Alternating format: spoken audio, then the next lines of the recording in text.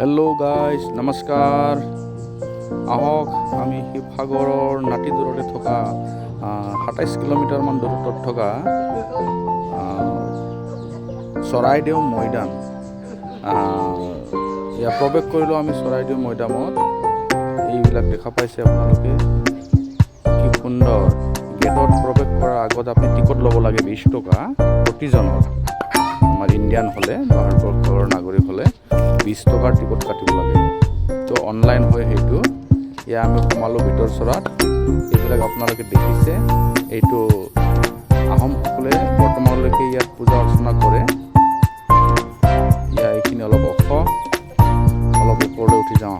এইবিলাক টিলাৰ নিচিনা যিবিলাক দেখিছে, এইবিলাক মৈদাম মানে সমাধিস্থল, য'ত মানে সমাধিস্থ কৰা হৈছিলে আহোম বংশৰ, আহোম ৰজাসকলৰ যিবিলাক আহোম ৰজা ৰাণী আছে সিহঁতৰ সমাধিস্থল সেইবিলাক।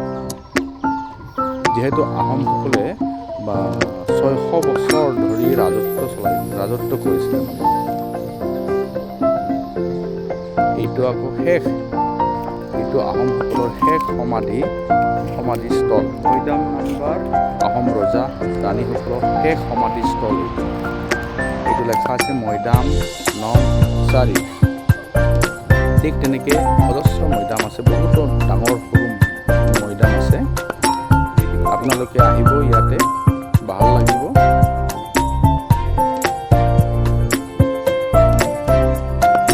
আচলতে মৈদামখন ১৩০০ শতিকাৰ পৰা ১৮০০ শতিকা পৰ্যন্ত ৰাজকীয় সমাধিৰ বাবে ব্যৱহাৰ কৰিছিলে তেখেতসকলে। আৰু বুৰঞ্জীত পোৱা যায় আহোম ৰাজ্যৰ প্ৰথম ৰাজধানী আছিল এই চৰাইদেউ মৈদাম। ১২২৮ চনতে স্বৰ্গদেউ চাওলুং চুকাফাই প্ৰতিষ্ঠা কৰিছিলে হেনো এইটো। যিয়ে নহওক, ১৯০০ শতিকাৰ শেষৰ ভাগত ব্ৰিটিছসকলে খনন কাৰ্য চলাইছিল ইয়াতে, যাৰ ফলত বহুতো মৈদাম আৰু বহুতো কংকাল আদি আৱিষ্কাৰ হৈছিলে।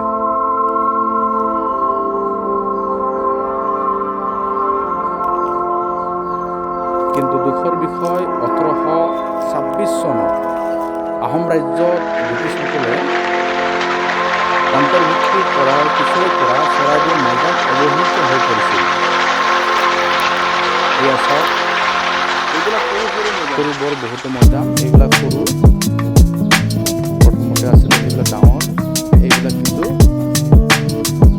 লিপিবদ্ধ কৰি থৈছে মৈদামত কি আছিলে এইবিলাক যাব পৰা। এই মৈদাম নম্বৰ ১।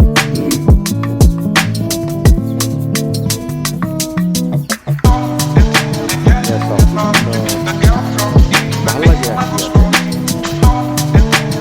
এইবিলাক জিৰণি চৰাও বনাইছে এতিয়া, যিহেতু এইটো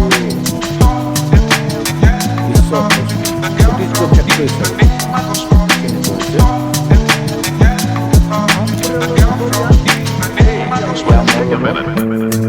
মই ইয়াৰ পৰা যাত্ৰা কৰিছিলে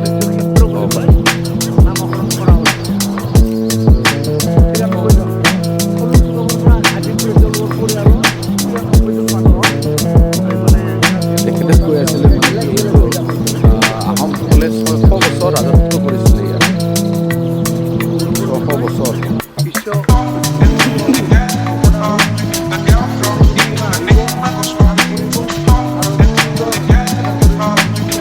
দেখা পাইছে পৰ্যটকবিলাক বহুত আহি আছে।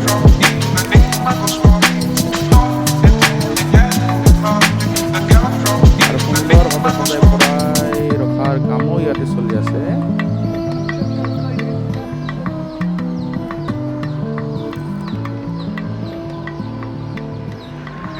আহিব আপোনালোকক পাৰিলে, ভাল লাগিব।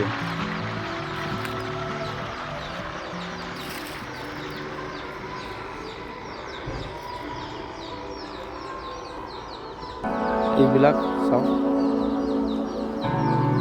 মৈদামৰ গড় চৰাইদেউ। এইবিলাক কি সুন্দৰ সুন্দৰ সকলো ভাষাত লিখিছে, অসমীয়া, হিন্দী, ইংৰাজী। সেইবিলাক বিৱৰণীবিলাক দিছে। দেখচোন কি কৰিছে, পাতনি